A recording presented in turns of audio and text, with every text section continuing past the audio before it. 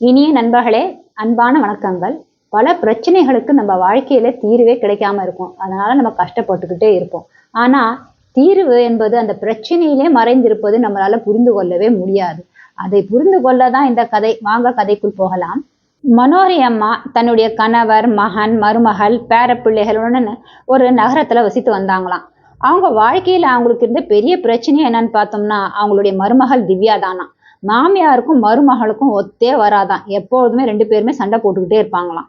அவங்க சண்டைக்கு முக்கியமான காரணம் என்னன்னு பார்த்தோம்னா, வீட்டு வேலை தானாம். அது மட்டுமல்ல, மனோகரி அம்மா என்ன நினைப்பாங்கன்னா, நான் சொல்வத திவ்யா அப்படியே கேட்கணும்னு. ஆனா, திவ்யா அவங்க மாமியார் சொல்வதெல்லாம் அப்படியே கேட்டு நடக்க மாட்டாங்களாம். இதனாலே மனோகரி அம்மாக்கு திவ்யாவை பார்த்தாலே பிடிக்காதாம். திவ்யா நல்லா படித்த பெண். ஐடி ஆபீஸ்ல வேலை செஞ்சுட்டு இருந்தாளாம். 8 மணி நேரம் ஆபீஸ்ல வேலை பார்க்கணும். அதுக்கு பிறகு கணவர், பிள்ளை, மாமனார், மாமியார், வீட்டு வேலை இப்படின்னு ஏகப்பட்ட கடமைகள் திவ்யாவுக்கும் இருந்துதான். திவ்யாவும் அவளால முடிந்த வேலைகள்லாம் செய்வாளாம். திவ்யாவோட கணவர் திவ்யாவை நல்லா புரிந்து வைத்தவரா. அதனால திவ்யாவுக்கு அவரால முடிந்த வீட்டு வேலையிலயும் சரி, குழந்தைகளை பாத்துக்கிறதுலயும் சரி, எல்லா வேலையிலயும் ஒத்தாசையா இருப்பாராம். இந்த ஒரு காரணத்தினால மனோகரி அம்மாவுக்கு சுத்தமாவே திவ்யாவுக்கு பிடிக்காதான். வீட்டு வேலையெல்லாம் பெண்கள் தான் பார்க்கணும், பெண்கள் தான் செய்யணும். இது என்ன, என் பிள்ளைய கூப்பிட்டு வீட்டு வேலையெல்லாம் செய்ய சொல்றாளே, ஆண்கள் என்ன வீட்டு வேலை பார்க்கறதுக்கா இருக்கிறாங்க? இவ செய்யறது கொஞ்சம் கூட சரியில்லை. இவ சம்பாதிக்கிறான்ற காரணத்தினால இவளுக்கு அகந்தையும் கர்வமும் ரொம்ப அதிகமா இருக்கு. அதனால என் பிள்ளைய அடிமைத்தனமா நடத்துறா அப்படின்னு சொல்லி கோவப்படுவாங்களாம். திவ்யா கிட்ட சண்டை கூட போடுவாங்களாம். இப்படி நாட்கள் சென்று கொண்டு இருக்கும் போது மனோகரி அம்மாவுடைய மூத்த மகள் ஜெயா மனோகரி அம்மாவை பார்க்கறதுக்காக அவங்க வீட்டுக்கு வந்திருந்தாலாம். திவ்யா ஆபீஸ்க்கு போன உடனே அம்மாவும் மகளும் உட்காந்துக்குவாங்களாம். உட்காந்துக்கிட்டு திவ்யாவை பத்தி மலைமலையா புறம் பேசுவாங்களாம். அதை கேட்ட ஜெயா அவங்க அம்மா கிட்ட சொன்னாலாம், அம்மா, உன்னுடைய பிரச்சனை என்னன்னு எனக்கு நல்லாவே புரியுது. இந்த திவ்யாவை அடக்கணும்னா என்கிட்ட நல்ல ஒரு யோசனை இருக்கு. எங்க வீட்டுக்கு பக்கத்துல ஒரு சன்னியாசி வந்து இருக்கிறாரு. அவர்கிட்ட நிறைய பேர் வந்து அவங்களுடைய குறைகள் எல்லாம் சொல்லி அதுக்கு தீர்வு காணிட்டு போறாங்க. நம்மளும் அவர்கிட்ட போலாம். அவர்கிட்ட போனா நான் கேள்விப்பட்டிருக்கேன், அவர் வசிய மருந்தெல்லாம் கூட தயார் பண்ணி கொடுக்குறாரான்னு. நம்ம திவ்யா பத்தி சொல்லி அவளுக்கு ஒரு வசிய மருந்து தயார் பண்ணி எடுத்துட்டு வரலாம். அதுக்கப்புறம் என்ன, திவ்யாவை நீ பம்பரமா ஆட்டி வைக்கலாம். நீ நினைத்தது போல அவ ஆடுவாமா அப்படின்னு ஜெயா சொல்லவும் அவங்க அம்மா, அப்பனா கண்டிப்பா நம்ம அந்த சன்னியாசியை போய் பார்க்கணும். கிளம்பு, நம்ம நாளைக்கே அவரை போய் பார்க்கலான்னு 2 பேரும் கிளம்பி அந்த சன்னியாசி கிட்ட போய் சேர்ந்தார்களாம். சன்னியாசி இடத்துல போய் மனோரி அம்மா தன்னுடைய மருமகளை பத்தி எல்லா விவரத்தையும் எடுத்து சொன்னாங்களாம். சொல்லிட்டு, எனக்கு ரொம்பவும் கவலையா இருக்கு, என் மகனை பத்தி தான் எனக்கு ரொம்ப கவலையா இருக்கு.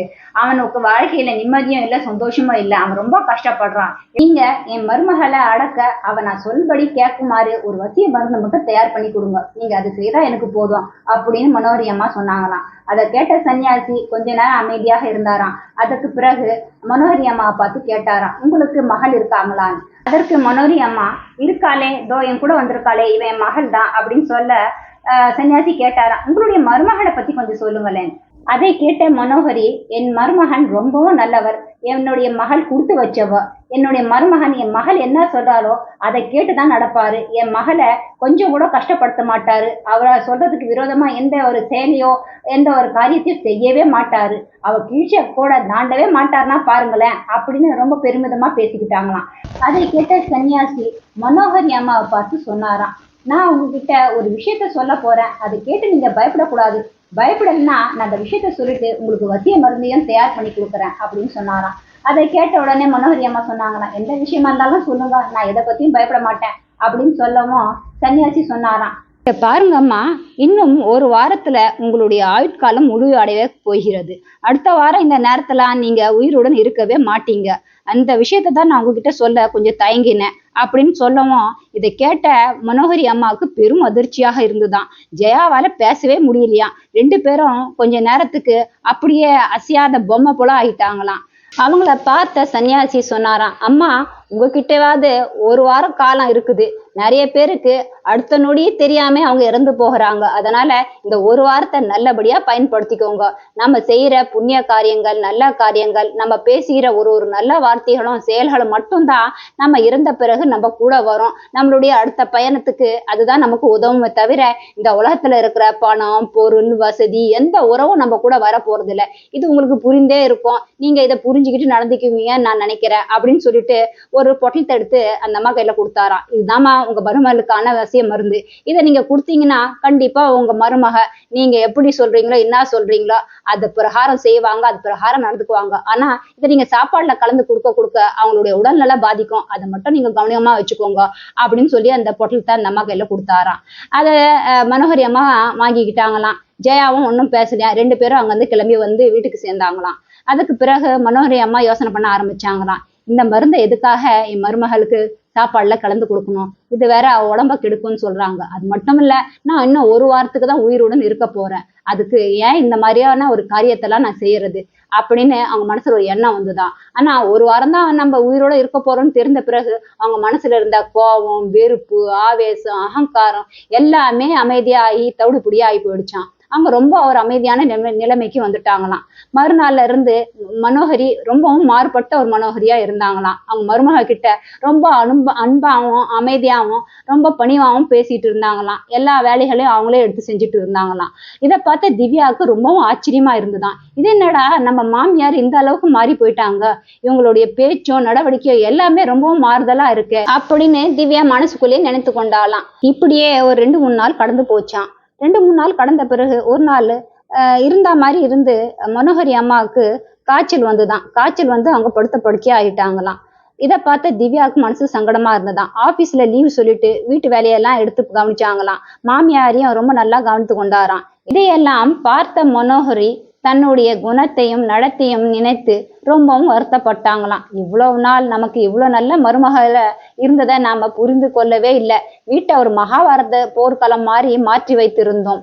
கண் கெட்ட பிறகு சூரிய நமஸ்காரம் செய்து என்ன லாபம்? இனி என் கையில நேரமா இருக்கு. இந்த அருமையான மருமகளையும் இந்த குடும்பத்தையும் பார்த்து சந்தோஷப்பட, இந்த குடும்பத்துல நிம்மதியாவும் அமைதியாவும் வாழ அப்படின்னு நினைத்து அவங்க கண்ணுல கண்ணீர் வடிய ஆரம்பிச்சுதான். அதை பார்த்த திவ்யாவும் அவருடைய மகனும் வந்து அவங்க அம்மா கிட்ட பதறி போய் கேட்டாங்களாம். அம்மா, உங்களுக்கு ஏதாவது கஷ்டமா இருக்கா, பிரச்சனையா இருக்கா, சொல்லுங்க, டாக்டர் கிட்ட போலாம். எதுக்காகமா நீங்க கண்ணீர் வடித்து கொண்டு இருக்கீங்க? அப்போ கது தட்டுற சத்தம் கேட்டுதான். அவங்க பார்க்க போன சாமியார் தான் இவங்க வீட்டுக்கு வந்திருந்தாராம்.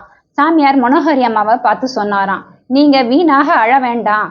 உங்களுடைய ஆயுட்காலம் இதுக்குள்ள முடியாது. உங்களுக்கு நீண்ட ஆயுள் இருக்கு. நீங்க ரொம்ப நாள் உயிரோடுன்னு இருப்பீங்க. நீங்க 7 நாள் தான் வாழ்வீங்கன்னு சொன்னதுக்கு காரணம் என்னன்னா, நீங்க அப்பதான் வாழ்க்கையை நன்றாக புரிந்து கொள்வீர்கள்.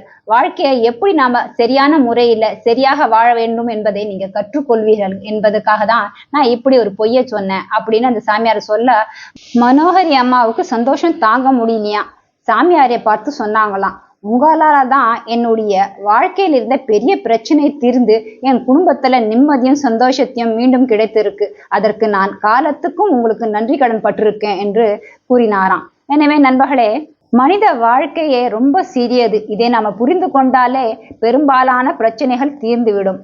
நாம அடுத்த பயணத்துக்கு போகும்போது கூட என்ன கொண்டு போறோம்? நாம செய்த புண்ணிய காரியங்கள், பேசிய அன்பான கனிவான சொற்கள், மற்றவர்களுக்கு நாம ஏற்படுத்திய சந்தோஷங்கள், மற்றவங்களுக்கு நம்ம கொடுத்த சுகங்கள், நல்ல செயல்கள், இது மட்டும்தான் நம்மளுடைய அடுத்த பயணத்துக்கு மூலதனமா இருக்க போகுது. இதை நாம ஒரு நாளும் மறக்க கூடாது. அதே நேரத்துல நம்ம உறவுகளை நாம எப்படி பேணி காக்கணும்னு பார்த்தோம்னா, இது வந்து ஒரு காத்தாடி ஆகாயத்துல பறக்க விடுவது போல ஒரு கலை. அதாவது காத்தாவடிய ரொம்ப இழுத்து பிடித்தாலும் அது உயர பறக்க முடியாது, கஷ்டப்பட்டு கீழே வந்துடும். அதே நேரத்துல அதிகமான நூலை விட்டு அதை தளர விட்டாலும் அது குடை சார்ந்து கீழே விழுந்து விடும். எனவே நண்பர்களே, எப்போதும் எதிலும் பேலன்ஸாக நடந்து கொண்டால் எல்லா பிரச்சனைகளுக்கும் எளிய முறையில் தீர்வு காணலாம். மீண்டும் இது போன்ற ஒரு நல்ல கதையுடன் உங்களை சந்திக்கிறேன். பிடித்திருந்தா லைக், ஷேர் அண்ட் சப்ஸ்கிரைப் பண்ணுங்க. உங்களுடைய கருத்துக்களை மறக்காம சொல்லுங்க. வாழ்க வளமுடன். நன்றி. ஓம் சாந்தி.